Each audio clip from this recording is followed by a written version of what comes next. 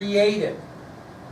So the Presidential Succession Act of 1886 stated that if both the President and the Vice President died or became disabled, the cabinet members would succeed to the presidency in the order in which their offices were created. At that time, who would be the next one in line? What, Secretary of? So what was the state? Secretary of State. Okay, Secretary of State. Remember, in the old days, it was kind of the Secretary of State was always going to be the next president, kind of. That's what they figured. Well, is that the way it is today?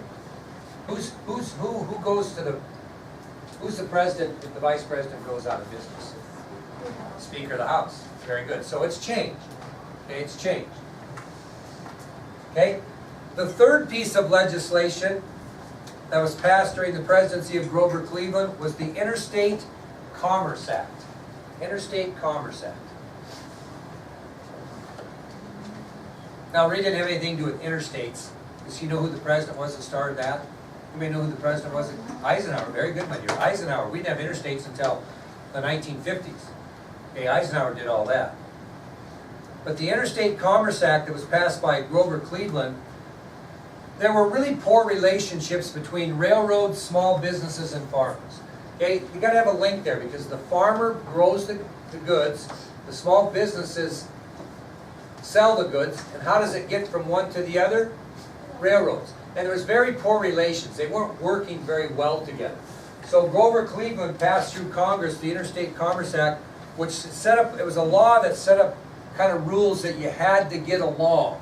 There had to be good relationships between farmers, small businessmen, and railroads. Everybody was not getting along, and that doesn't work very well if you have a really tough relationship. You got to work well together. And it was hurting our economy, and so they passed the Interstate Commerce Act to get those three groups working together properly so we could have a smooth transition. Okay? Alrighty. We'll go to the election of 1888. We're just busting elections up here. Election of 1888.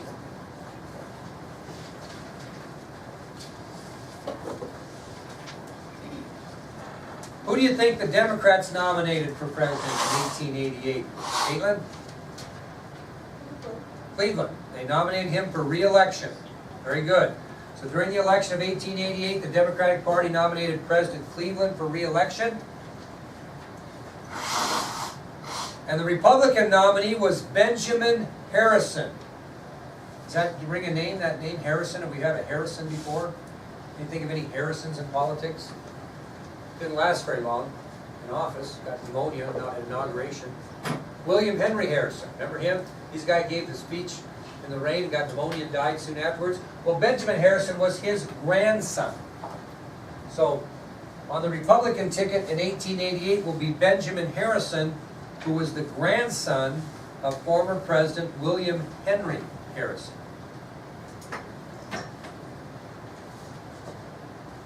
Now this was a first, in a way, but it didn't seem to be different than this last presidential election we had. President Cleveland actually won the popular vote by over 100,000. He won the popular vote. Problem was, he lost the Electoral College. Hillary Clinton did the same thing in this last election. Kind of unusual, although it's happened quite a bit lately. Harrison had 233 electoral votes to that of 168 by President Cleveland.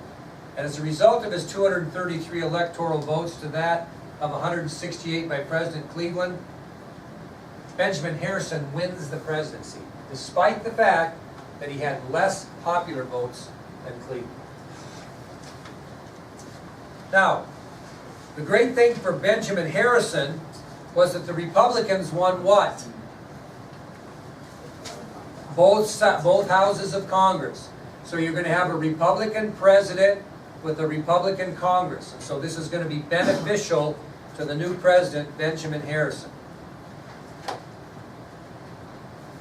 And the last thing we'll do will be kind of like yesterday. We'll get a start on a profile of Benjamin Harrison, and we'll finish it up tomorrow. Okay, a little bit about this guy.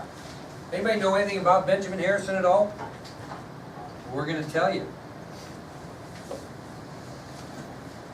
Okay, Benjamin Harrison was born on August 20th, 1833, on his grandfather's farm in North Bend, that's two words, North Bend, Ohio. Benjamin Harrison was born on August 20th, 1833, on his grandfather's farm in North Bend, Ohio. What are we noticing about these presidents lately? A lot of them from Ohio, right? A lot of them from Ohio. Okay?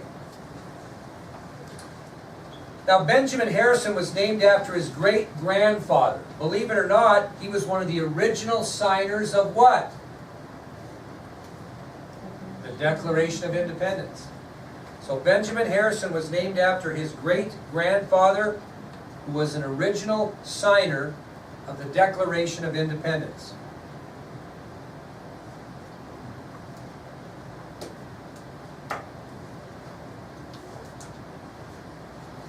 He was the second born of 10 children. Second born of 10 children.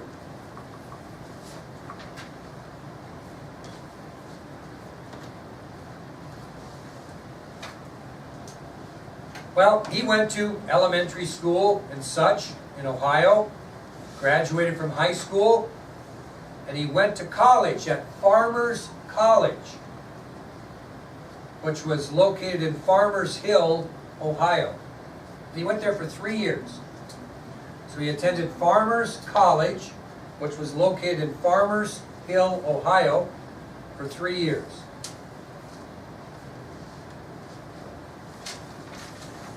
Well, what did he find in college as a freshman? Girls. Huh? Found a woman. He found his future wife, Caroline Scott. So during his freshman year of college at Farmers College, he meets his future wife, Caroline Scott. And they were married in 1853.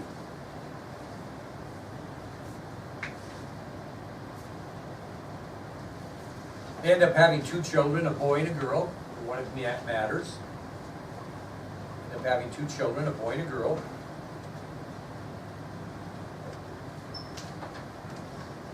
And he transferred from Farmers College after those 3 years we talked about, and he went to Miami of Ohio University.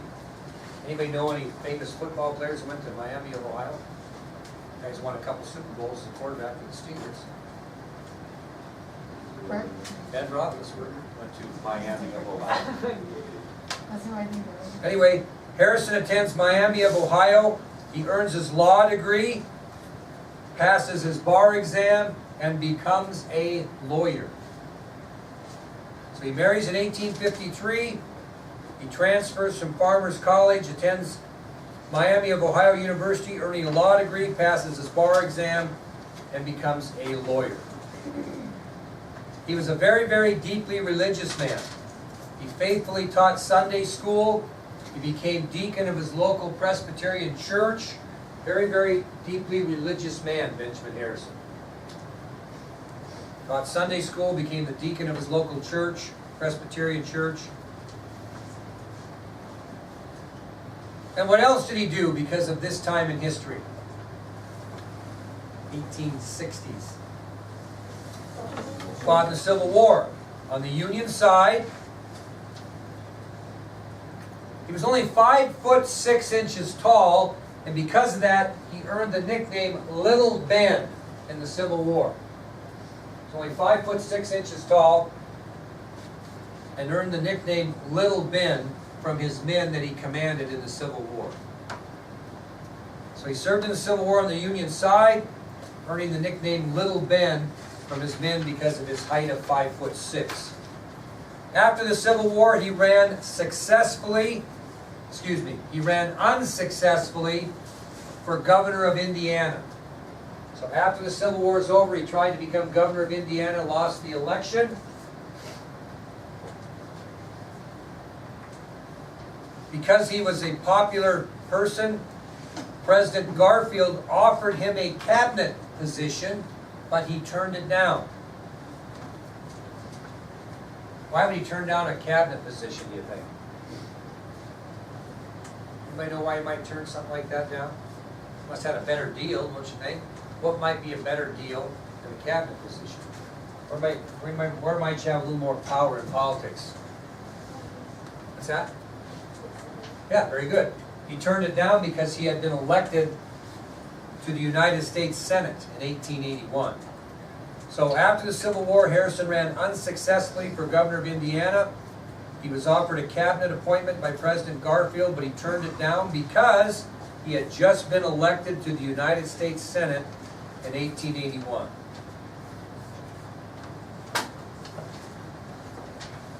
Okay, last thing we'll tell you is after his election as President of the United States in 1888, he passed two very important laws through Congress. So after his election as President of the United States in 1888,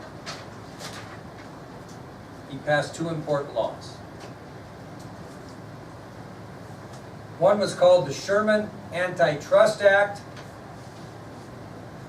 and the other one was called the Dependent Pension Bill. Sherman Antitrust Act and the Dependent Pension Bill. Now let's just think a little bit. Kind of put our pencils down and think. What do you think the Sherman Antitrust Act had to do with? Anybody want to guess? Anybody? Yeah. Didn't it like destroy monopolies? It very much did. What are monopolies? It's when one particular company controls the entire market of like what they're selling. Okay, let me give you an example that I'm concerned that might happen in Worland. I don't know, this is just a citizen. So the rumor is that where the old cow camp was, there's gonna be a auto parts store. What's it called? O'Reilly Auto Parts Store. Well, that means that we're gonna have 3 auto parts stores in Worland.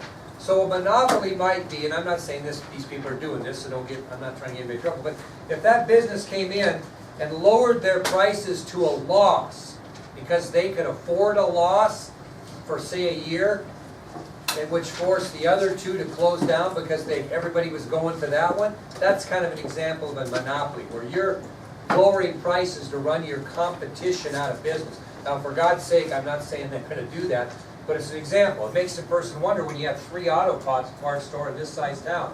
So if all of a sudden this auto parts store comes in and lowers prices lower than Napa or what's the other one called? What's that? CarQuest, where they can't compete and they have to shut their doors, that's a monopoly. What the Sherman Antitrust Act did was exactly what Paris said, is it outlawed those types of monopolies that were hindering trade in the United States. Okay, small businessmen were complaining to the federal government that these wealthy people were coming in and making monopolies, running them out of business. And again, I'm not saying they're going to do this, but what would be the thing? They would lower these prices till they ran them out of business, and then what would they do? Jack them way up and make a bunch of money. That's a monopoly. And that's what this Sherman Antitrust Act put an end to. You could no longer do that. It monitored people that were doing that and shut them down. How about the Dependent Pension Bill? What do you think that did? Think about the time of the year. We're in the 1880s. Pensions have to do with what? For what? Pensions. I have a pension I'm getting from Montana. Not a lot, but it's a good, I like it. Retirement fund, right? Pensions are more interested from the government perspective in people that served in the military. What type of veterans were suffering at this time because they didn't have good pensions? Civil War veterans. Very good. So what the Dependent Pension Bill did is it broadened qualifications so all Civil War veterans who could not perform manual labor because of their injuries, etc., could get better pensions.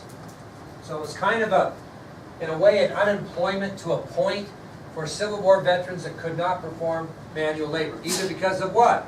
This is 1888. Age, or maybe they had a leg amputated in the Civil War, those types of things.